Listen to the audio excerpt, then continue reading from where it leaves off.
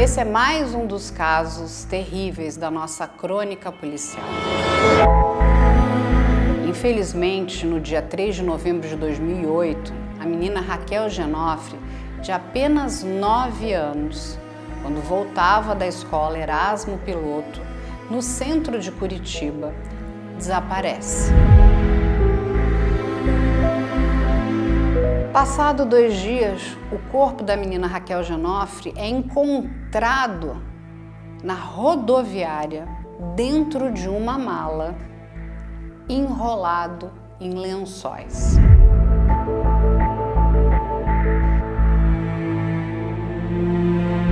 Só muito tempo depois, a delegada do caso consegue chegar até o algoz da Raquel, através do perfilamento genético.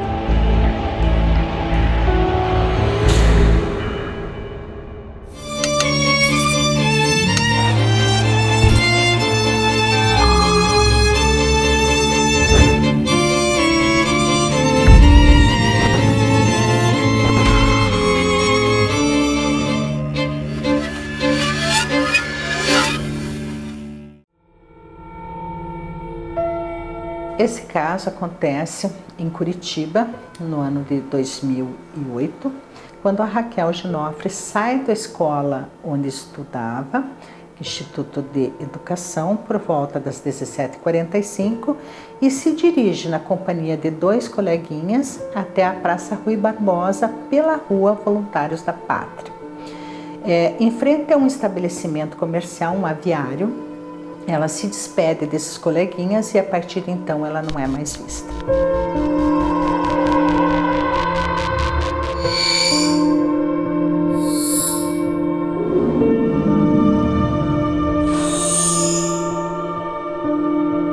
Os 2 pais trabalhadores, o dia inteiro trabalhando, e ela foi ensinada a fazer o percurso entre o colégio e a sua casa. Especificamente, ela andava um total de 50 metros entre sair do colégio, do Instituto da Educação, cruzar, atravessar a rua, chegar no ponto de ônibus da Rui Barbosa, pegar o ônibus e em 15 minutos desembarcar no ponto de ônibus à frente da casa dela. Era um cronograma fechadinho, algo simples, repetido todos os dias da vida, todos os dias. Naquele dia deu meia hora, ela não chegou, deu 1 hora, os pais um entraram em contato com o outro, eles estavam indo para casa da mãe, um entrou em contato com o outro, deu mais 1 hora, eles começaram a correr para tudo que é lado, não conseguiram achar. Inicialmente, o primeiro boletim de ocorrência que tem sobre o sumiço dela, né? E começa uma busca incessante, né? Começa a rodar a cidade de uma forma muito forte, tentando achar a Raquel.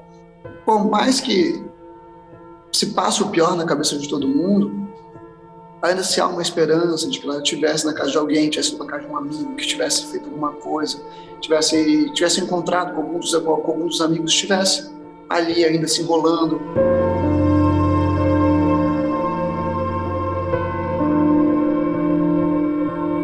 Porque já haviam ocorrido situações em que a Raquel tinha saído do colégio, ido para a casa de amigas, inclusive em outros municípios, sem avisar a mãe. Então ela acreditou que isso podia ter acontecido. E ela telefonou daí para as amigas, os amigos, e eles disseram, não, ela não está aqui. E algumas vezes, quando ela saía do colégio, ela visitava a tia, né? Mas isso era do conhecimento da mãe. No dia seguinte, já começou a realizar diligências ali na Praça Rui Barbosa, junto com cobradores e motoristas de ônibus, das linhas que ela utilizava. E as pessoas se lembravam dela, mas não se lembravam desse dia específico, dia 3.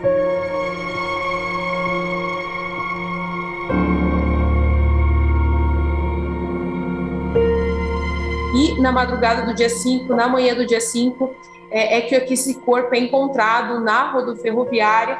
Existia ali uma família de indígenas que estavam pernoitando ali, vendendo objetos, e a hora que eles voltam para pernoitar, eles percebem essa mala, segundo o relato deles, não mexem na mala, achando que alguém esqueceu, esperam alguns minutos, veem que ninguém vem buscar, tentam mexer na mala, e relatam que eles acharam muito pesada, muito estranha, então eles pedem auxílio ali dos seguranças da rodoviária, que abrem a mala e conseguem encontrar o corpo dela. Então, o fato acontece no dia 13 de novembro e o corpo é encontrado na madrugada do dia 5 de novembro.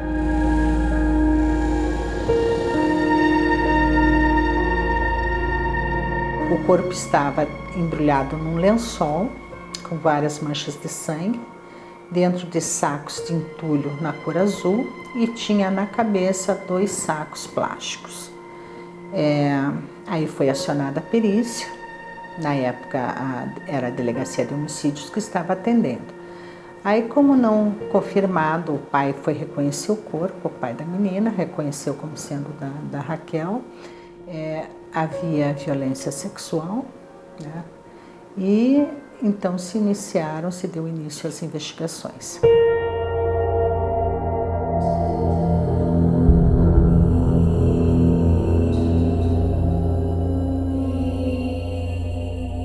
Raquel era uma garota extremamente inteligente, uma pessoa que ganhou prêmios da biblioteca do Estado do Paraná por 2 vezes, ainda muito jovem.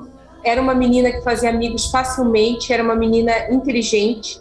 As pessoas relatam que ela gostava muito de ler, passava muito tempo dentro de biblioteca.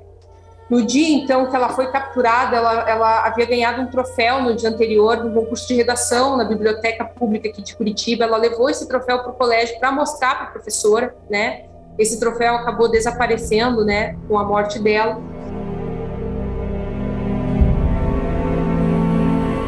Todos conheciam a Raquel, desde motorista, cobradores de ônibus, comerciantes da região, todos conheciam. E muitas vezes ela ia sozinha para casa. E os colegas comentavam que às vezes ela comia o dinheiro do ônibus, então ela fazia o lanche com aquele dinheiro e acabava indo a pé. Os amigos gostavam muito dela, porque realmente ela é uma pessoa para cima, né? Morava com os pais e com a mãe, né? E com a avó, os pais já eram separados nessa época.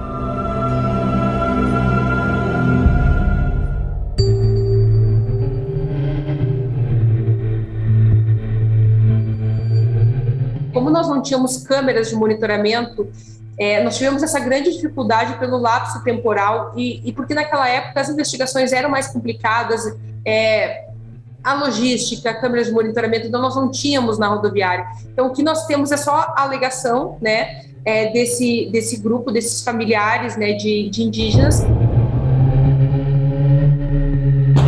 que relatam que naquela noite ali do dia 4 para o dia 5 perceberam essa mala, que demonstra que ele teria ficado um dia inteiro com o corpo dela até largar na rodoviária. Uma equipe de televisão estava fazendo uma gravação lá e me encaminhou na época um vídeo de uma pessoa, um homem carregando uma mala. Era muito semelhante à que a Raquel foi encontrada. E me encaminhou na época e nós trabalhamos para identificar esse homem. E conseguimos identificar, sabe? E ele na época foi interrogado, ele era um colombiano, se eu não me engano, venezuelano, que vendia artesanatos e aquela mala continha os artesanatos dele. Tudo isso foi verificado na época e tal e descartado. Mas a gente trabalhava só com informações, porque não existia nada concreto.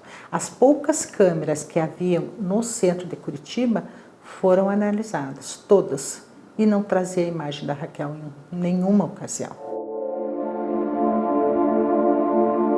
Estabelecimentos comerciais, as pensões nas regiões, nós fomos em todas, nós verificamos uma por uma, né? Porque como o lençol era um lençol que se usava sobre o colchão e estava bastante manchado com sangue, nós imaginávamos, o colchão também tem que ter sangue, né? Então, se bem que naquela altura já não existia mais esse colchão, mas mesmo assim nós verificamos todas as pensões, verificamos quarto por quarto, colchão por colchão, sabe? Nada que trouxesse alguma informação. Quando você trabalha com crimes sexuais, o normal, o comum é que os crimes tenham sido cometidos por pessoas próximas à vítima, né? Seja um tio, um padrasto, um pai, um vizinho, um colega, Então, a linha de investigação sempre parte daí, né? Quando a gente vê que o crime não foi cometido por pessoas próximas à vítima, daí se trata daqueles predadores sexuais, né, que tem como profissão estuprar e abusar. Nós tivemos inúmeras denúncias aqui durante toda a investigação de pessoas dizendo, tem um homem que tem um perfil, fica olhando para meninas, abusador, que mora ali no centro. O fato é que a autoridade policial foi cautelosa no sentido de solicitar uma série de exames aos institutos de criminalística, ao Instituto Médico Legal, no sentido que eventual material que fosse encontrado no corpo da vítima, inclusive sêmen, saliva ou outros, pudessem ficar ali preservados. E houve essa preservação. O Instituto de Criminalística já havia ali um laboratório de genética forense e preservou esse material. E ao longo dos anos, isso foi sendo investigado por vários colegas, né? Eu fui o 15º delegado que participou dessa investigação, né? E 130 pessoas acabaram sendo investigadas, todas elas submetidas a exame de DNA, algumas presas por terem ligação com abusos sexuais de crianças e adolescentes, mas, uma vez que eram submetidos ao exame de vínculo genético, se demonstrava que não eram eles, né? Então, houveram aí várias diligências em vários municípios, até mesmo em outros estados da federação, mas a autoria ainda permanecia incerta. O autor teria comprado essa mala num estabelecimento próximo à rodoferroviária. Foi da onde saiu o retrato falado.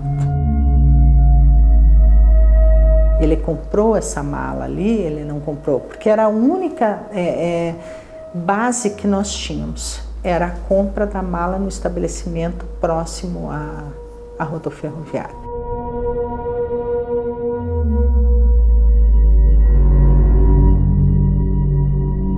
O que a gente imagina, o que a gente sabe, é que ela sofreu muito em vida, né? São lesões características de terem ocorrido antes da morte. Então, ela apresenta lesões de defesa, de que ela lutou pela vida dela, apresenta lesões no pescoço, nas áreas sexuais, apresenta lesões por todo o corpo, mordidas, né, na área do seio.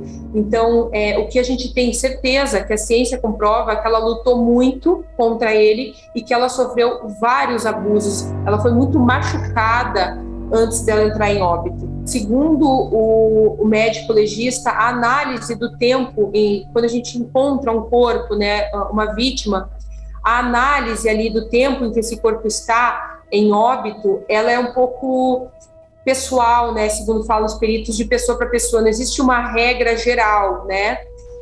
Mas o médico legista na época fala que ela deveria estar morta aí pelo menos há mais de 12 horas quando o corpo foi encontrado. Então, a gente acredita que ele pode ou ter cometido o crime, matado ela e esperado, né, ficado um tempo com o corpo até decidir o que ia fazer, mas não descartamos a hipótese de ele ter ficado um grande tempo abusando, cometendo atos criminais, né, contra a vítima. Ele matou por esganadura, apertando o pescoço. Foi asfixia mecânica por esganadura. Do momento que essa mala foi encontrada na ferro-rodoviária, esse espaço físico é uma cena do crime. O que tem que ser feito imediatamente? Isolar, certo, o espaço físico, e ninguém mais pode mexer nesse caso, nos vestígios. Vestígios, mala, certo? Nesse caso, mala, sacola e cadáver. Então, o delegado aciona a perícia vai até o local e os peritos com os procedimentos periciais e técnicas específicas, eles vão coletar, por exemplo, digitais na mala, nas sacolas, DNA, sangue, sêmen. Então, são os peritos que fazem essa coleta, porque são capacitados de forma científica. Mas por que se isola? Porque muitas vezes, por exemplo, se eu tento pegar a sacola, eu posso apagar digitais do autor. Então, por isso que quando você trabalha na perícia oficial, quando você faz uma investigação criminal, o isolamento da cena do crime, que nós vemos nos filmes, nos seriados, é justamente para evitar que um terceiro, por exemplo, apague vestígios, apague prova, ou possa até colocar provas de forma involuntária, por exemplo, uma digital. Então, nesse caso, o que se faz no local? Nesse caso de Raquel, a perícia vai chegar, certo? Vai tirar o cadáver, vai abrir as sacolas. O primeiro que se faz é uma perícia perinecroscópica, que é a perícia no local do cadáver. Os peritos eles vão fotografar as lesões corporais, o cadáver, os vestígios, e eles vão descrever as lesões corporais apresentadas de forma primária. A perícia principal, que vai fazer referência a lesões corporais, causa-mortes, data da morte, e a perícia necroscópica, que vai ser feita posteriormente no IML. Porém, essa perícia perinecroscópica orienta os peritos para eles conseguirem levantar hipóteses sobre o que aconteceu com a vítima. Então, foi feita a perícia, certo? A perícia perinecroscópica, e posteriormente Raquel foi encaminhada para o IML. No IML, o legista, ele analisa lesões corporais, certo? A cor das lesões corporais é muito importante. Por exemplo, quando você descreve quimoses, escoriações, você tem que descrever como perito se são recentes, se são antigas, a cor das lesões. Porque muitas vezes, por exemplo, uma quimose pode ser antiga, a cor não vai ser roxa, não vai ser vermelha, vai ser amarela, vai ser verde. Então, o legista, né, através da perícia médico-legal, ele levanta essas informações. E ele escreve que apresentava lesões corporais na cabeça, certo? Na boca, na mucosa, e no interior dos lábios, Raquel apresentava quimoses. Isso é sinal do quê? Que o agressor tampou a boca dela para não gritar. E tampou com tal força que os capilares presentes no interior da mucosa do lábio estourou, certo? E esse sangue se infiltrou nos tecidos. E aí aparece esse roxo. Então ele encontrou, além disso, lesões no pescoço, certo? Escoriações de quimose, que é esganadura, lesões nos pulsos, nos braços e nas pernas, ou seja, lesões corporais que são decorrentes, primeiramente, de autodefesa, e as lesões nas coxas, certo? Nós interpretamos na perícia como lesões de caráter sexual. Quando uma mulher ela está prestes a ser, por exemplo, violentada sexualmente, ela vai impedir e ela vai fechar as pernas. Só que nesse caso nós temos uma criança de 9 anos e um autor de mais de 50 anos. Então o que ele faz? Abre as pernas. Então nessa abertura das pernas com força vão ficar lesões corporais. Então o perito descreve as lesões corporais no corpo completo, para posteriormente interpretar a dinâmica dessas lesões corporais. Agora, a esganadura efetivamente foi comprovada pelo legista. Porém, eu acredito que não foi a sua esganadura que matou Raquel. Foi a esganadura e foi uma asfixia por sufocação indireta por confinamento. Ou seja, após que ela desmaiou, certo? Ele colocou a sacola na cabeça para não gritar, ou seja, ela estava viva, colocou 2 sacolas, fechou as sacolas, e aí Raquel, certo, sofreu uma asfixia por confinamento. Então eu acredito que nós temos 2 modalidades de asfixia. Ela primeiramente foi esganada, e isso é comprovado pelas lesões corporais encontradas no pescoço dela. Não só escoriações, mas também equimoses. Então as escoriações que nos oferecem como informação que a vítima se movimentou, porque essas escoriações são produzidas pelas unhas, né? Você arranha a pessoa. As equimoses são por pressão. Então, quando você esgana uma pessoa e a pessoa começa a se movimentar, essa movimentação vai produzir as escoriações. Então, efetivamente, Raquel, ela estava lutando pela sua vida. Porém, ela só tinha 9 anos. Uma menina que costumeiramente ia e voltava para a escola sozinha. A sua mãe já havia ensinado ela o caminho de ida e volta. Mas, infelizmente, a Raquel não estava preparada para enfrentar os perigos, né, dos grandes centros, principalmente quando a gente para pensar que o perigo pode ser quem? Um predador, um agressor sexual. E, infelizmente, por mais que a mãe já tivesse ensinado para essa menina como se proteger, né? Volte, olha, saia da escola e volte para casa, ela nunca podia imaginar que um predador já estava de olho na filha dela. O corpo de Raquel Genofre foi encontrado 2 dias depois do desaparecimento. Só muito tempo depois é que a delegada do caso consegue chegar até o algoz da Raquel. E pasmem, como isso se dá? Através do perfilamento genético. A Raquel Genofre, ela é um marco, né, na questão da perícia investigativa.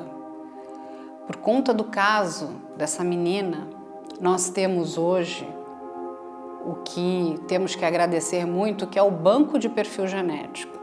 O perfil de Raquel e do agressor vão para esse banco e quando isso se dá, o match acontece. Existe uma lei federal desde 2012 que determina que sejam coletados o DNA de todos os presidiários que estão condenados por crimes violentos, certo? É uma lei que existe desde 2012, mas ela não era cumprida com o rigor necessário nos estados. Em meados de 2018, né, o então ministro da Justiça, ele começa a dar uma atenção a essa lei e acaba remetendo um aporte financeiro para os estados, um grande aporte financeiro, em contrapartida que os estados façam a coleta do maior número possível, né? Ele dá uma meta de coleta de DNA em presos recolhidos no sistema penitenciário. E a ideia, né, é recolher esse DNA dos presos, jogar no banco de dados nacional, que o sistema automaticamente vai dar o match com algum DNA coletado em cenas de crime, né, em todo o Brasil. Então, no segundo semestre de 2019, eu recebo uma ligação telefônica do perito, aqui da Polícia Científica do Paraná, falando, doutora Camila, nós conseguimos identificar o assassino da Raquel. Aí o exame, ele é repetido em São Paulo e ele foi repetido aqui no Paraná e se estabeleceu realmente uma certeza de 99,999%, né? Então não há ali, é uma prova eminentemente técnica, não há ali como se dizer que ele não praticou essa infração penal, né? E nessas confirmações, e após as confirmações todas, isso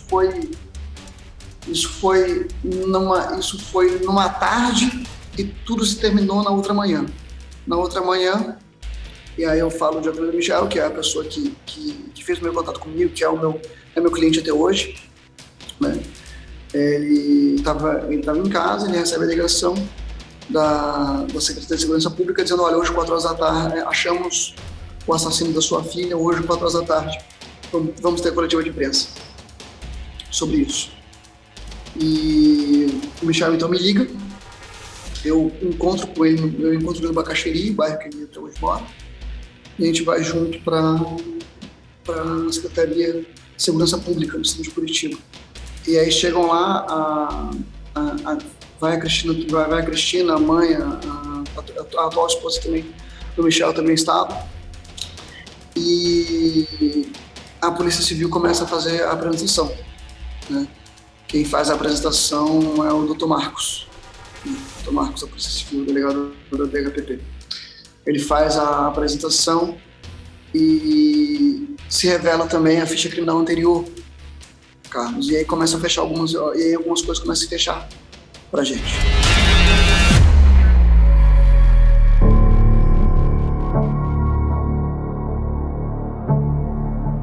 temos um agressor, nesse caso, um réu, organizado.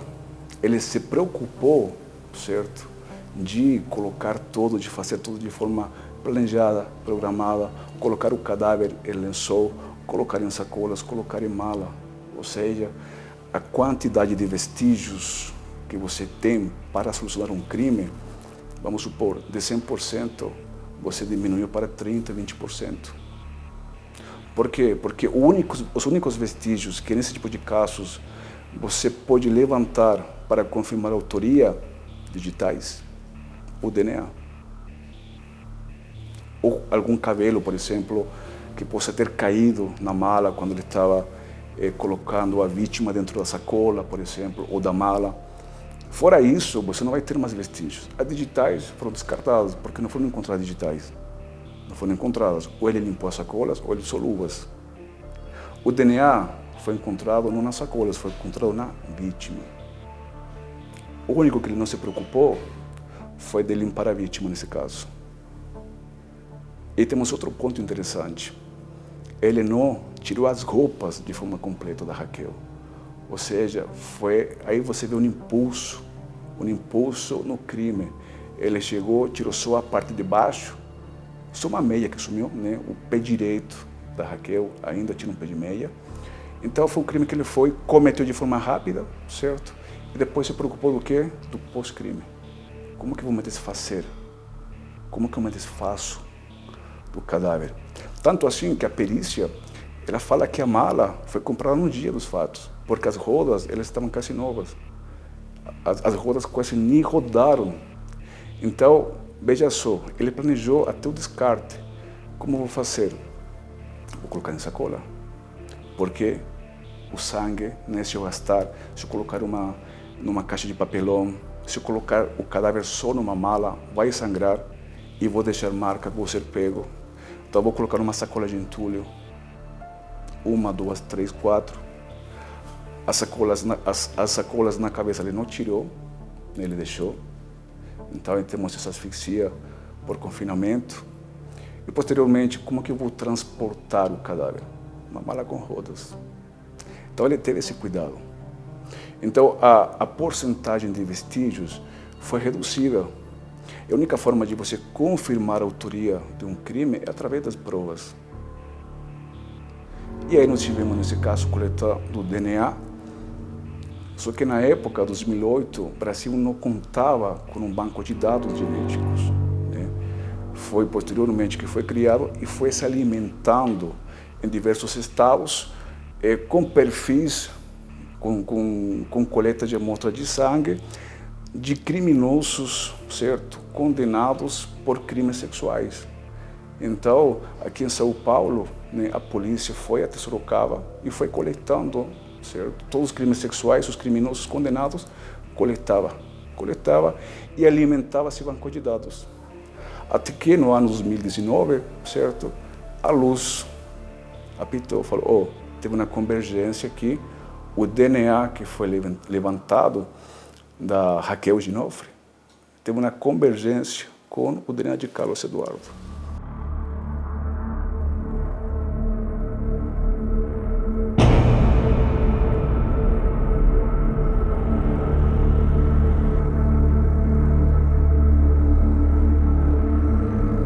Na época já estava o caso com a divisão de homicídios, eu já estava em outra unidade, mas a delegada Camila, que é a chefe da divisão, me convidou para acompanhar no interrogatório em função do meu conhecimento no caso. E assim eu fiz, fui até Sorocaba com a equipe deles, da DHPP, e no local, quando o Carlos Eduardo entrou na sala, ele inicialmente se recusou a falar.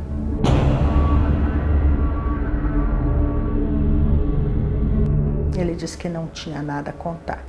Mas, como a gente tem uma experiência interrogatória, eu fiz alguns cursos com a FBI, e eu fiquei sozinha na sala, fiquei eu, ele e um agente penitenciário. E eu comecei a conversar com ele, expor, né, as garantias que ele teria caso ele contasse, que já estava comprovado que ele era o autor, uma vez que o DNA já tinha positivado. Aí ele acabou, então para a senhora eu vou falar. Inicialmente ele disse que não havia penetrado no corpo da menina, mas sim ejaculado na área da coxa. Aí eu abri o inquérito, as fotos do laudo, mostrei a ele, eu disse, isso aqui não se trata de uma simples ejaculação na coxa, isso aqui é penetração e com muita violência, porque ela teve uma ruptura do ânus até a vagina. Ele não penetrou na vagina da Raquel, a Raquel morreu com o ímen íntegro, mas houve uma ruptura do ânus que foi até a vagina. Então estava claro que seria uma penetração e com muita violência. Por outra coisa também, a Raquel apresentava sinais de amarras nos braços e nas pernas, ou seja, ele amarrou a menina. Eu posso falar claramente que se tratava de uma tortura, porque ela tinha marca de mordida, ela tinha hematomas atrás das orelhas, na boca, nos olhos, né, no corpo inteiro. Então essa menina sofreu muito. Aí quando ele viu as fotografias que estava comprovada que havia uma ruptura, houve a penetração, ele alegou então que ele teria cometido o crime após a morte da Raquel, que primeiro ele matou e depois ele cometeu a violência sexual, o que também facilmente descaracterizado, uma vez que havia sangramento e esse sangue escorreu, haviam hematomas, e isso não ocorre quando a vítima está morta, né? Então facilmente descaracterizado. E acabou então ele confessando inicialmente o crime. Aí eu chamei a equipe, os demais delegados, colocamos no papel essa confissão e posteriormente ele foi novamente interrogado já aqui em Curitiba para as diligências de verificação de local, como ele teria feito para levar o corpo da Raquel até a rodoferroviária. E aí ele já mudou a história, ele já não sabia dizer como ele tinha feito, nem como ele fez. Como grande parte do que ele disse não se sustentou, nós resolvemos reinterrogá-lo. E ao ser reinterrogado, ele manteve alguns dados da primeira versão, mas ele disse também que no ponto onde ele estava, ou seja, na Praça Rui Barbosa, onde ele abordou a Raquel, ele caminhou até uma outra praça, pegou um ônibus, depois pegou um outro ônibus, demorou cerca de 30 minutos, portanto, para chegar ao seu local, descreveu a casa onde ele estaria hospedado e abusou da Raquel, e depois de tê-la matado, ele colocou numa mala, caminhou até um ponto de ônibus, falou para o motorista, olha, essa mala é pesada, eu posso entrar pelo fundo aqui para não passar pela catraca, o motorista teria autorizado, e daí ele foi até um outro ponto e pegou um táxi, e daí foi para a rodoviária. Diz ele que ficou sentado em um degrau por cerca de 10 minutos e depois colocou o corpo embaixo da escadaria. O que também não se sustenta, porque nós fizemos com vários investigadores e na companhia dele o trajeto. Realmente o trajeto existe. Chegamos à rua que ele apontou, que morou. Existe até uma casa com a estrutura que ele mencionou, só que todos os proprietários disseram que, além dele não morar ali, nenhuma casa era locada ou servia para cessão de alguma fração do seu imóvel. Ou seja, ele mentiu.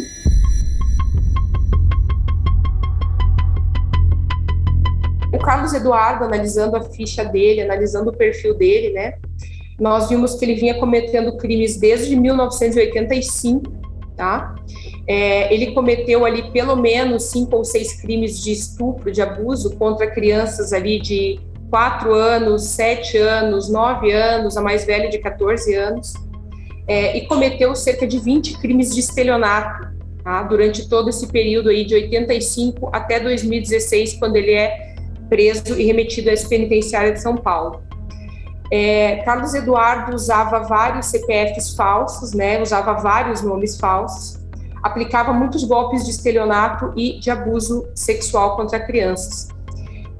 Durante essa carreira criminosa do Carlos Eduardo, ele foi preso algumas vezes, fugiu algumas vezes, recebeu indulto presidencial em uma das circunstâncias, e acabou sendo detido em 2016, que foi o período que ele ficou mais tempo preso, né? E daí, com essa detenção e com a coleta do DNA, foi possível identificar que ele era o assassino da Raquel. 30 anos o Carlos Eduardo vinha cometendo crimes. O primeiro deles foi com a esposa dele. Na época, ele com 18 anos, ela com 12. Então já tínhamos ali um estupro presumido. Em 2013, ela ficou grávida. Depois de um amigo dele que deixou o bebê para eles cuidarem, uma menina de 4 anos, ele abusou. Durante esse período no estado de São Paulo, que se tem conhecimento formal, é que ele cometeu 5 estupros lá, 17 estelionatos e um roubo, inclusive ele se passava por advogado, né? É uma pessoa extremamente fria, que sabe falar muito bem, articula bem as ideias. Antes de interrogar ele, nós conversamos com familiares deles, com pessoas ligadas a ele. O Carlos Eduardo, ele é uma pessoa que usava da lábia, né, da conversa, da fluência verbal dele para enganar uma série de pessoas. Então, ele não tinha um paradeiro fixo, tá? Ele passava 6, 7, 8 meses em cada cidade, na maioria das vezes cidades pequenas do interior dos estados, então Curitiba acabou até sendo uma exceção, né? Então ele passou esse tempo todo, desde 1985, residindo em Santa Catarina, no Paraná, em São Paulo, principalmente nesses 3 estados, pulando de cidadezinha em cidadezinha. Quando ele chegava numa cidade pequena, numa nova cidade, a primeira coisa que ele fazia é se apresentar para o pastor da cidade. Sempre ganhava a confiança do pastor, se apresentando como um bom homem, um homem cristão, um homem religioso. Com esse contato com o pastor, nessas cidades por onde ele passou, normalmente ele acabou se envolvendo com alguma mulher ali da comunidade, que também era religiosa. E todas essas mulheres que conviveram com ele relatam que ele parecia o príncipe encantado, né? Algumas mulheres até relatam que chegava a chamar atenção, não parecia verdade de tão bom e perfeito que ele era, né? O quanto ele demonstrava ser o homem perfeito. Em Santa Catarina, ele se aproximou de um pastor que acabou por apresentar também ele para a companheira da época, e a filha do pastor estava desconfiado da maneira dele de trabalhar e noticiou esse fato ao delegado de polícia da cidade. O delegado de polícia começou a investigá-lo e ele, se passando por advogado, procurou o promotor de justiça da cidade, alegando que estava sendo vítima de abuso de autoridade, né? Felizmente, essa notícia de fato não deu nada, né? Mas ele é extremamente cara de pau, uma pessoa tranquila, né? Uma pessoa que sabe o que está fazendo. Tem um caso específico de Mandaguari, o caso de Mandaguari, que é imputado a ele ter invadido uma casa, ter estuprado a criança que ele estava, e ao final, quando os pais chegaram, ter convencido os pais de que ele era o pastor da igreja, que tinha achado a criança na rua, levado ela para casa, e eles ainda tinham que pagar para ele o dinheiro do ônibus para ele botar embora. E efetivamente ele consegue. Isso. Então ele dizia muitas vezes que ele era advogado, né? Usava de um nome falso, se dizendo advogado, até para cometer os estelionatos. Então ele se apresentava como advogado, como um homem cristão. E o começo dos relacionamentos eram sempre muito bons. Depois as mulheres relatam que ele mostrava como se ele virasse uma chave e mostrasse um lado extremamente violento e sórdido, né? Tanto é que ele chegou a abusar de pessoas do convívio da família, né? De crianças do convívio da família. Quando ele virava essa chave, quando ele começava a perceber que estavam notando os golpes dele, ele mudava a sua personalidade. Ele começava a agir com violência contra essas mulheres, com ameaças contra essas mulheres. Como ele se dizia advogado, muitas vezes ele dizia que ele era advogado de organizações criminosas e que ia fazer mal para a filha, para os filhos dessas mulheres. Ele perseguia essas mulheres, usando, né, o nome de uma organização criminosa, dizendo que ele fazia parte, o que não era verdade. Nós percebemos nesse tempo todo também que ele fazia muitos golpes de estelionato dentro da própria família. Ele chegava para a sogra, pedia um dinheiro para entrar com pedido de aposentadoria, pedia CPF das pessoas para entrar com pedido de aposentadoria e usava esses CPFs para cometer crimes, para comprar coisas e fazer dívidas em nome dessas pessoas. E a gente percebe um padrão que a partir do momento em que esses golpes, essas estranhezas começavam a vir à tona e ele via que estava sendo descoberto, ele começava a se mostrar agressivo, né? E o jogo virava. Há relatos de mulheres que diziam que começaram a desconfiar dele sempre no computador, escondendo coisas na mochila, e quando elas foram confrontar, que ele começa a mostrar o lado violento. Então, enquanto ele está enganando, ele consegue fazer aquele personagem de bom moço. A hora que ele vê que ele não está mais conseguindo enganar, ele muda sua personalidade.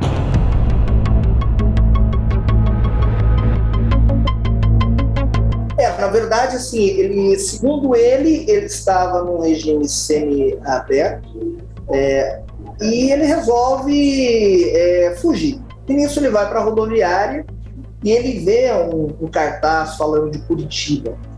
E naquele tempo, Curitiba estava em evidência em vários jornais e revistas como uma cidade progressista, e ele resolveu vir para cá, né?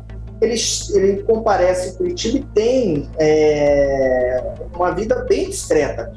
Primeiro ele se hospeda nesse pensionato, depois ele consegue um emprego em São José dos Pinhais como porteiro de uma praça de alimentação, e conversando com os seus chefes, as pessoas que trabalharam com ele, as pessoas que gerenciavam a pensão, sempre disseram que ele era uma pessoa discreta, né? E essa é uma das características dele, porque ele realmente, aonde ele se aproxima, primeiro ele estuda o ambiente, né?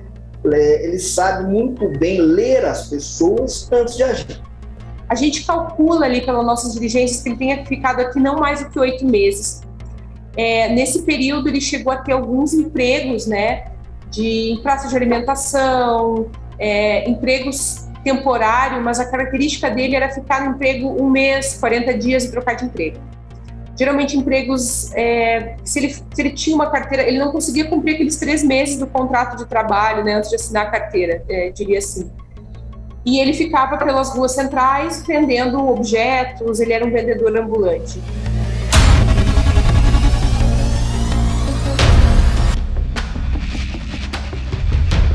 E em 85, ele tem um estupro de menor. Aí, em 88, estupro de menor e roubo. Em 88 também, estelionato. Em 89, ele foge do regime fechado, ou seja, fugitivo. Um estelionato tentado, em Santos também, na região de São Paulo. Em 93, tem um mandado de prisão.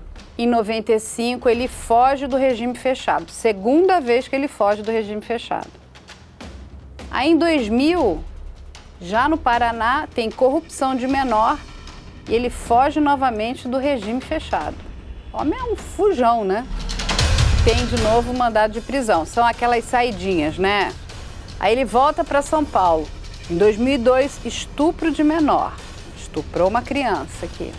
Em Campinas, 2002, estupro de menor. E ele tá andando, né?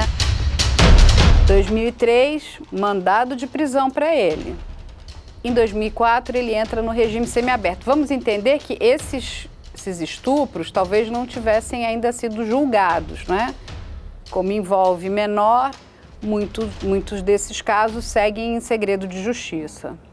Aí, em 2006, prisão albergue. Em 2007, ele tem um boletim de ocorrência de injúria no interior de São Paulo, em Sorocaba. Ainda brigou, né? Ou fez outra coisa. Agora ele já está em Criciúma, em Santa Catarina, estelionato. Aí, em 2008, também em Santa Catarina, abandono de lar. E aí, 2008, o assassinato da Raquel Genofre, que a gente só vai descobrir ele lá na frente. Mas ele já cometeu esse crime aí. A gente só não sabia que era ele. Em Presidente Prudente, 2009, estelionato. Ou seja, ele é golpista, vai aplicando golpe. 2009, estelionato. Em Jaú, interior de São Paulo. Sai de uma cidade e vai para outra, cometendo crime. 2009, Capivari, interior de São Paulo também, estelionato. Aí vai para Santa Catarina, olha lá, estelionato também, ali no interior de Santa Catarina, em Porto Belo. Aí a gente tem aqui, em 2011, 3 estelionatos, Itacoaquecetuba, Poá e Lins, todos em São Paulo. Em 2011 tem um mandado de prisão para ele. Em 2011 ele recebe o indulto presidencial.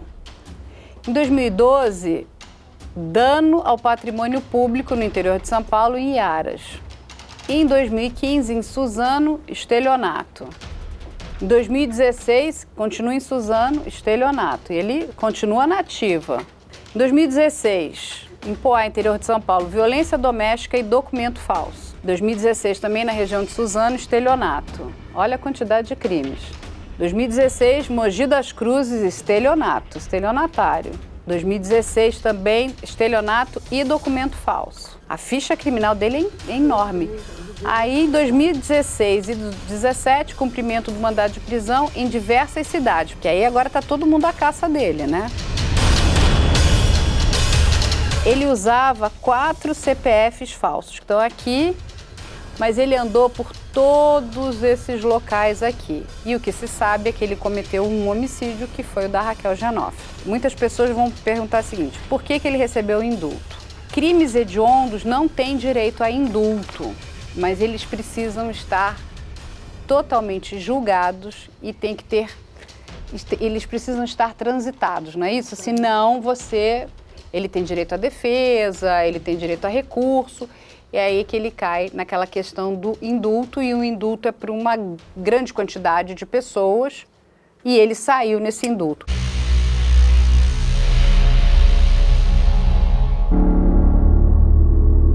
Ele contou nesse interrogatório aqui em Sorocaba que ele almoçava num restaurante popular ali nas imediações da Praça Rui Barbosa, que é bem próximo ao local onde a Raquel teria desaparecido.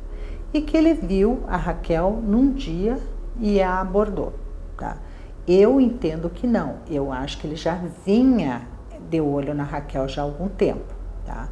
Mas nesse dia ele a abordou se dizendo produtor do programa do Patati Patatá, que eram 2 palhacinhos.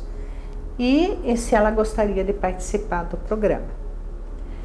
Ela, criança, obviamente, disse que sim. Daí ele disse: então você vai ter que me acompanhar para assinar alguns papéis. Aí ela disse assim: mas eu não teria que falar com minha mãe? Não, depois os teus pais também assinam. No primeiro momento você vai ver, conhece o estúdio, conhece tudo, e depois os seus pais assinam uma autorização. E ela o acompanhou.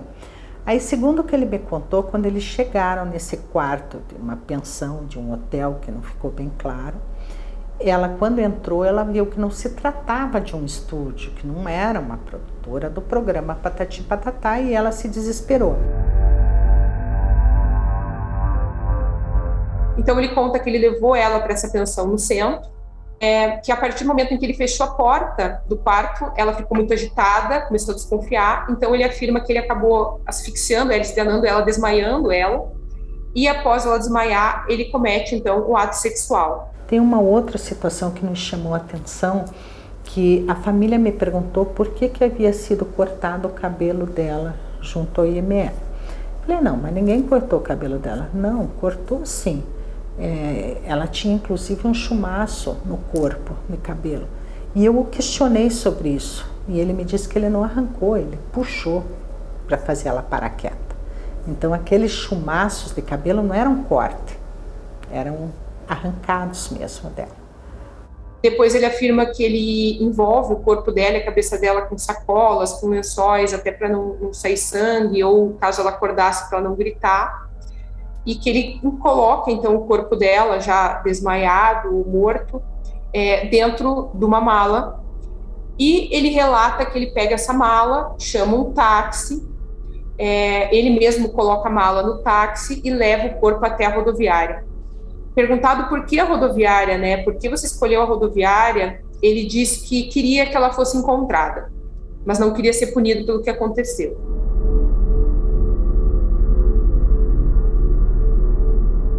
posse dessas informações que ele prestou no depoimento dele, nós voltamos para Curitiba, começamos a confrontar o itinerário que ele disse que fez, confrontar esse local onde ele disse que cometeu o abuso sexual contra a criança, e vimos que ele mentiu, né? Ele falava que morava numa determinada pensão no centro, mas analisando ali o histórico, dá para ver que ele sai dessa pensão 2 meses antes do crime, 1 mês e meio. Ele relata que toma um ônibus para o litoral, mas as informações acabam não batendo, né, com a linha. E a gente começou também a achar muito estranho que, da forma como foi divulgado esse crime na época, como que não surgiu nenhuma denúncia, né, desse taxista dizendo que transportou alguém com uma mala, já que isso foi muito divulgado na mídia naquela época, né? Então, quando ele foi transferido para o Paraná, nós reinterrogamos ele, certo? Nessa segunda versão também ele fala que pegou 2 ônibus para transportar a mala, o corpo dela, até a rodoviária. Que são versões também que a gente não conseguiu comprovar, que ele não conseguiu explicar. Aí, verificando que muitas dessas informações eram inconsistentes, principalmente o período que ficou no pensionato, aonde teria deixado o corpo, as circunstâncias da abordagem,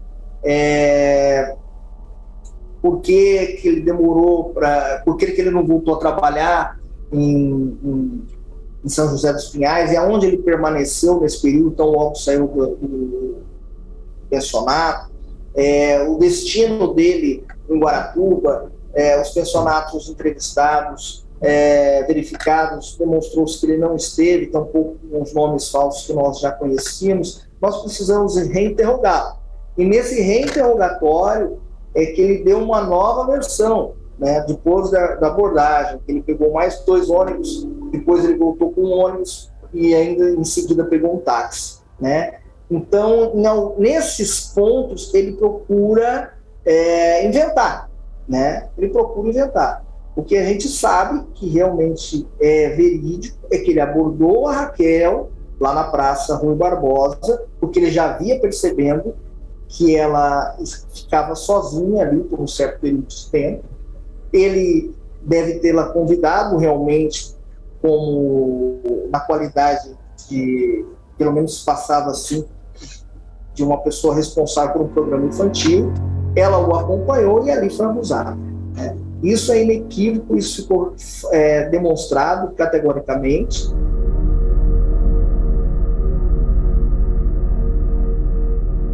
E curioso, 2 coisas são curiosas. Uma, ele deixou muito claro que ele tem total noção do que ele estava fazendo, e deixa muito clara a memória que ele tem do fato. Apesar de lá na frente, teoricamente, e aqui é teoricamente mesmo, não saber o lugar em que ele cometeu o fato, ele dizer lá na frente que não sabe o lugar que ele comete o fato, ele lembra de uma frase da Raquel a caminho do local, que eles diziam que estavam de ônibus, ela olhou para o pôr do sol e disse que o pôr do sol é lindo. E ele relata isso para a DHPP. Ele relata isso. Só que, novamente, como ele é um cara muito inteligente, já muito vivido dentro do sistema penitenciário, já com uma... Ele, o tempo todo, ele conta a história tentando deixar janelas abertas para uma defesa vindoura. Então, o tempo todo ele dá pistas para a investigação que não são verdadeiras, para deixar a investigação perder tempo. Ao mesmo tempo também que ele inventa subterfúgios para não ser responsabilizado. E ele faz de uma forma brilhante, pelo menos nos depoimentos, quando a gente tem acesso aos depoimentos, a gente percebe isso. Essa capacidade dele de conhecimento, tanto de conhecimento legal quanto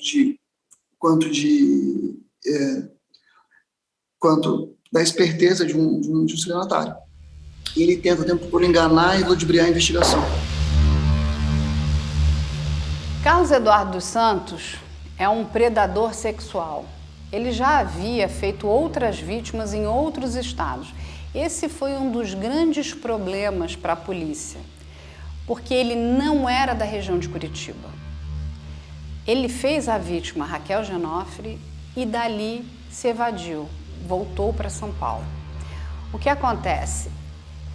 Ele já era um predador conhecido, ele estava envolvido em outros crimes. Mas, infelizmente, como a gente não tinha naquela época ainda o perfilamento genético, né, do criminoso, existia toda essa dificuldade da polícia chegar até ele. O banco de perfil genético, quando ele foi criado, uma das obrigações, né, desse banco é que todos os criminosos com casos de estupro, mortes violentas, tenham que repassar o seu perfil genético para esse banco. Já existia coletado material genético da vítima, Raquel Genofre, porque ela sofreu violência sexual, ela foi abusada por esse homem. Quando o perfil genético do agressor, não por conta do caso da Raquel Genofre, mas por conta dos outros crimes que ele havia cometido de estupro, são colocados dentro do banco, porque isso está sendo feito, né? Vale lembrar que a gente tem um gap muito grande, são muitos agressores que estão tendo que, né, ceder o seu perfil genético para que sejam incluídos nesse banco de DNA. Quando o dele entra no banco de DNA, o da Raquel entra, o que acontece dá o match, porque dentro do corpo da menina tinha material genético dele, porque você tem ali 99,999% de certeza de que o agressor é de fato aquela pessoa. Agora tem uma segunda fase, né, para a conclusão desse caso. A delegada precisava da confissão dele. A gente sabe que mesmo que ele não confessasse o crime, com o material genético encontrado, já era suficiente para que ela o indiciasse pelo crime de homicídio contra essa menina e o Ministério Público pudesse denunciá-lo. Mas ela, de forma muito inteligente, muito hábil, consegue tirar a confissão dele. E ele confessa que ele, de fato, abusou da menina e como ela começou a gritar muito, ele resolveu estrangulá-la e acabou matando Raquel. E aí ele precisava se desfazer do corpo. Como criminoso, o corpo da menina não significava nada para ele, era só um objeto de prazer. Sim, a Raquel Genofre foi a primeira vítima fatal que o Carlos Eduardo fez. Ele já havia cometido outros crimes. Ele era um estelionatário conhecido e também um serial estuprador, apesar de ter uma máscara social. Vamos deixar claro aqui que ele tinha família. E essa família era um bom pano de fundo para que ele pudesse cometer crimes. O Carlos Eduardo é o típico criminoso com maturidade criminal. Ele conseguia, né, criar uma persona, inclusive para atrair e manipular a sua vítima. Como ele fez no caso da menina? Ele se passou por um produtor de um programa de televisão do qual as crianças adoram. Ele diz para a menina, ele para ela num ponto de ônibus e fala: olha, eu sou um produtor desse programa que vocês tanto gostam, me acompanhe, eu vou levar você para, né, mostrar aqui um contrato. Ele deve ter ludibriado a menina de alguma forma, uma criança vulnerável com 9 anos, o olhinho dela, né, brilhou, falou: nossa, eu vou fazer parte do programa que eu tanto gosto. Como ela era muito pequena e muito vulnerável, ela não pensa duas vezes que aquilo poderia ser uma mentira, que ela deveria avisar a mãe dela, ela simplesmente vai.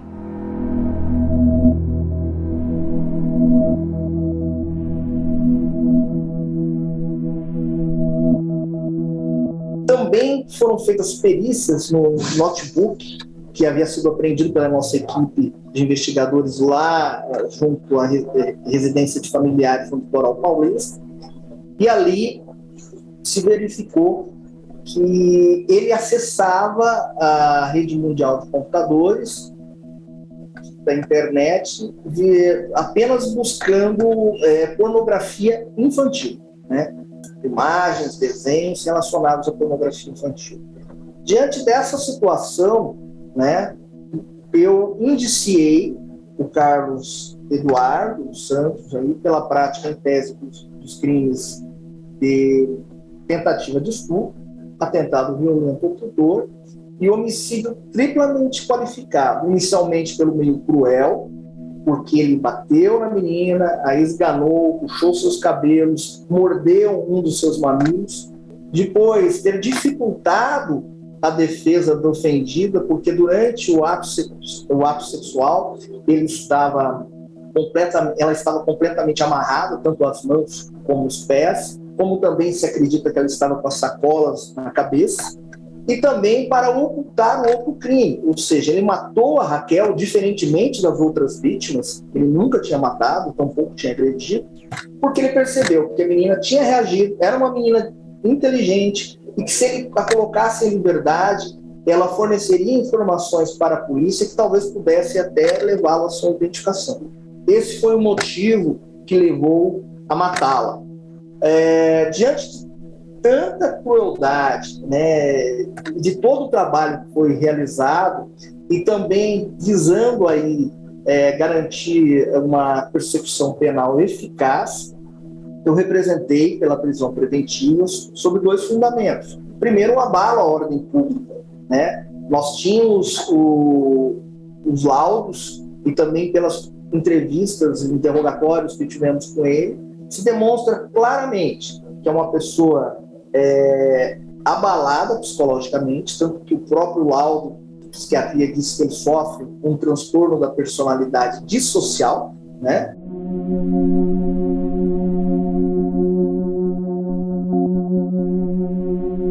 Depois ele sendo encaminhado, né, para um exame de insanidade mental, foi constatado, né, pelos médicos psiquiatras do ML que realmente ele é um sociopata, um psicopata, né? E as características desse psicopata é essa falta de empatia, essa diversão que eles têm em enganá-lo, ludibriar, mentir.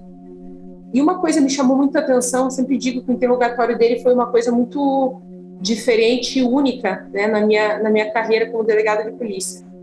Porque normalmente, quando você faz um interrogatório, né, de um homicida, de um traficante, a tendência é que eles mintam, né? Mas a hora que ele conta uma versão mentirosa e você apresenta uma prova mostrando que ele mentiu, a reação desse preso, desse interrogado, ele tem microexpressões faciais, ele se remexe na cadeira, ele funga, ele mexe um pouco o rosto, ele demonstra, nem que seja com milésimos de segundo, uma reação a ter sido surpreendido numa mentira. E o Carlos Eduardo, ele não apresentava isso, né? É como se ele não tivesse emoções nos relatos dele, não tivesse emoções quando ele é confrontado com as próprias mentiras. É como se ele ficasse sempre no mesmo nível, não tivesse expressões faciais e não se afetasse com nenhum momento do interrogatório e nem com os momentos em que ele era confrontado sobre o terrível crime que ele cometeu. Isso chama atenção também, porque geralmente a pessoa quer ser interrogada o mais rápido possível, ouvir o menor número de perguntas que confrontem ela e acabar, né? Ele não, ele fica, não, mas eu estou lembrando de alguma coisa. Então, ele chegou a pedir que a gente fosse com ele até determinado local para ele tentar se lembrar que local era esse, para ele tentar lembrar onde ele morava, mas daí você via que era tudo mentira, né? Que era o prazer de fazer a gente perder tempo, o prazer de fazer a gente ser enganado. Então, sim, por diversas vezes a gente queria encerrar o depoimento interrogatório, ele, não, mas eu estou lembrando, não, mas deixa eu pensar, não, mas fale com fulano. Então, você vê esse prazer nele, né? Ele sabia que ele não ia nos contar nada, mas ele ficava insistindo.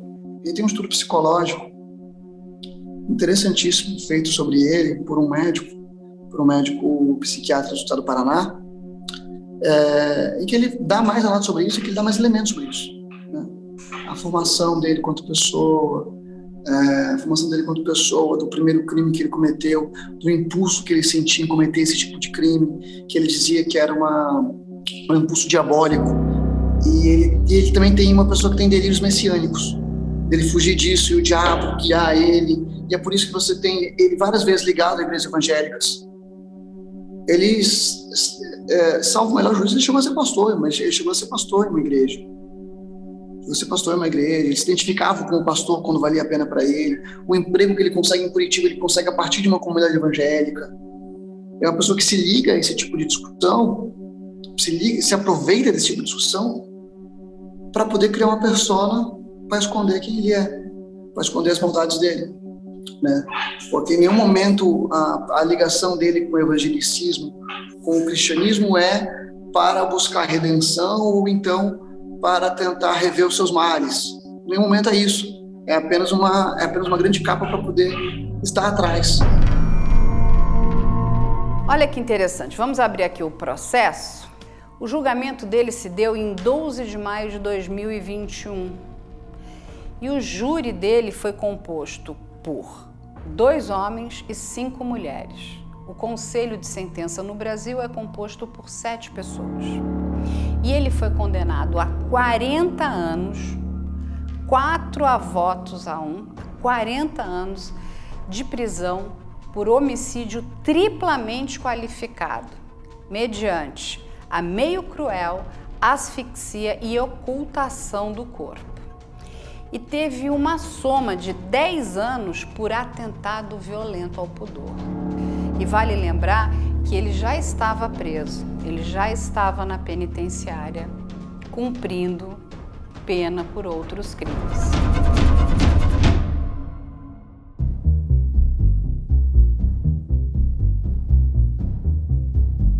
O Carlos Eduardo, ele tinha um transtorno de personalidade social, né? Ele tinha várias personalidades, ele era diagnosticado.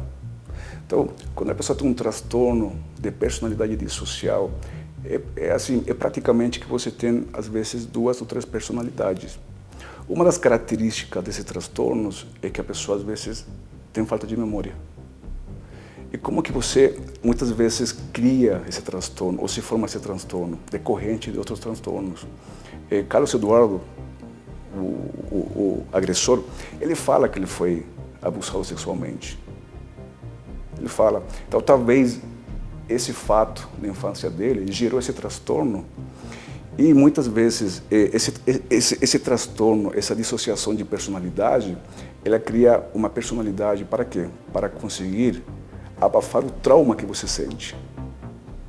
Então, aí você tem uma pessoa com múltiplas personalidades. Quando um serial killer, um agressor sexual, ele começa a cometer os crimes, ele começa pela zona de conforto. Qual que é a zona de conforto? Aquela região geográfica, aquele perfil geográfico que ele conhece. Então, quando você analisa a perfiliação criminal, você vai ver que todos os serial killers, quando começam com os homicídios, os agressores sexuais, quando começam com as violências sexuais, eles começam perto da residência, perto do trabalho, ou em locais onde eles saibam como entrar, como sair. Na medida que eles vão cometendo os crimes, seja homicídio, seja agressão sexual, eles vão sentindo mais autoconfiança. Eles ficam mais valientes, eles ficam mais empoderados. E nesses casos, eles começam a sair daquele perfil geográfico e da zona de conforto. Então, nada impediria, nesse caso, que Carlos Eduardo possa ter cometido outros crimes. Perfeitamente. O que acontece é que nesse período, 2008 até 2016, mais ou menos, nós não tínhamos uma base de dados de DNA. E considerando que ele é um agressor organizado, se ele cometeu outros crimes similares, ele tem a precaução do quê? De apagar vestígios, de saber como pós-crime deve ser realizado, por exemplo, para não deixar um rastro que possa conduzir a investigação até a residência dele ou até o local do crime primário. Então, hoje nós não sabemos qual foi o local primário, até porque Carlos Eduardo, ele nunca falou, ele nunca relatou onde foi. Ele relatou alguns locais, a polícia foi atrás investigando, mas eram só álibis falsos. E outro ponto interessante, Brent Turvey, que é um dos grandes perfiladores criminais, especialistas em victimologia, ele traz um conceito bem interessante sobre as vítimas. as vítimas são sempre facilitadoras do crime. Ou seja, a vítima ela sempre vai corroborar com algum fator contribuinte com o crime. Então, eu vou falar para vocês, no caso da Raquel, nós temos 3 fatores, pelo menos. Idade dela, o gênero e o terceiro fator, que é bem importante, o fato dela, com 9 anos de idade, andar sozinha na rua. Por exemplo, a idade. Como que o agressor abordou a vítima? Através de uma história, de um convite, certo? De uma produtora. Uma mulher, por exemplo, de 20, 30 anos, cairia nesse argumento? Não cairia. O gênero mulher, feminino, certo? Nesse caso, o agressor é masculino, certo? E Raquel era a menina de 9 anos de idade. Então, nós temos o fato dela ser criança, ser mulher. E o terceiro fator, o local. Raquel, ela estava sozinha, certo? Era uma criança que se deslocava sozinha para a escola, para a sua residência. Então, foi um fator contribuinte, porque se Raquel ela estivesse acompanhada de um adulto, o crime teria acontecido? Talvez não. Nós tivemos facilitadores, nós tivemos elementos facilitadores, tanto dela como criança, quanto também de terceiros, por exemplo. O fato da mãe deixar a menina sozinha, né, se deslocar, por ser inteligente, por ser desenvolvida, é um fator que facilitou o crime. Então, nós temos que considerar também isso, né? A vítima, né? Se bem é certo, quando você analisa a perfilação criminal, não existe uma vítima específica para serial killers ou para agressores sexuais, não tem. Qualquer um de nós pode ser vítima, tanto homem quanto mulher. O que nós temos são facilitadores, elementos facilitadores, gênero, idade, algumas circunstâncias, por exemplo, e locais. Por mais empenho que a Polícia Civil tenha tido, sem essa participação criminosa, né, do Carlos Eduardo, ao deixar ali o seu sêmen, esse caso não teria sido resolvido. E graças também às primeiras providências do local de crime, como eu disse, que são de suma importância, que além dessa troca de informações com os primeiros interventores, a perícia, né, a preservação do material, né, que foi realizado pelo perito criminal e os pedidos específicos de perícia que foram feitos pela autoridade policial, se demonstrou que realmente ali era um material humano, um sêmen, e que foi possível também identificar que era de uma pessoa vasectomizada, e a partir daí, ele sendo preservado dentro de critérios técnicos, se possibilitou aí esse confronto com o material que havia sido inserido depois, em 2019, pelos peritos criminais em São Paulo, na Rede Nacional de Perfis Genéticos. O resultado do exame de DNA, ele leva uns 3, 4 dias para sair, até mais às vezes. Aí ele ficava lá trabalhando, quando ele sai, ele dizia, não é. Ele me ligava às vezes à noite, sabe, não é. Então era um banho de água fria, assim, um atrás do outro.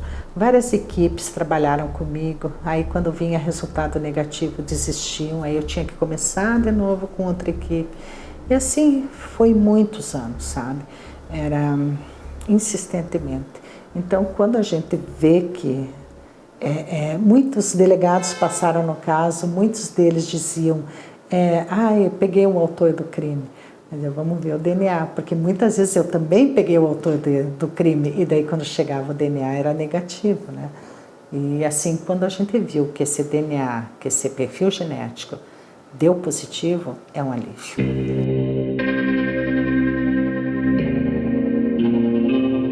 Muito se diz que a partir, né, deste caso emblemático, né, eu digo que seria um dos casos mais tristes, né, que a gente tem de violência contra a criança no Brasil, a partir desse caso, das dificuldades que foram encontradas na investigação e do fato de se ter um componente, um DNA ali que poderia ser confrontado, foi assim um alerta, né, nas autoridades do quanto era importante você usar essas provas técnicas nas condenações de crimes de homicídios, de crimes sexuais e de uma variedade grande de crimes. Então foi sim o caso Raquel, o propulsor, né, que levantou esse debate, que fez com que as autoridades criassem essa lei e começassem então a pensar em nível de Brasil em um banco de dados, em provas técnicas, em confrontos genéticos. E hoje a gente tem ali, após o caso dela, antes do caso dela, graças a essa lei, diversos homicídios e crimes sexuais que são mensalmente descobertos por causa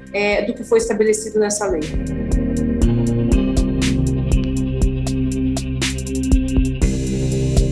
A família da Raquel, principalmente uma tia da Raquel, nos auxiliava muito. Tudo que era necessário, os amigos, os vizinhos, os parentes, né? Eram pais na época separados, então tinha todo o círculo de amizade da mãe, círculo de amizade do pai, círculo de amizade da tia com quem a Raquel viveu um período, círculo de amizade da própria menina.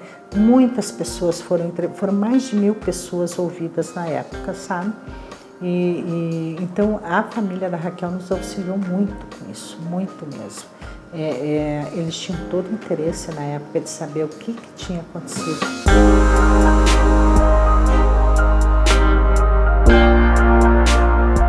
Eles queriam olhar na cara dele e perguntar por quê, olhar para ele e perguntar como, por quê, o que aconteceu.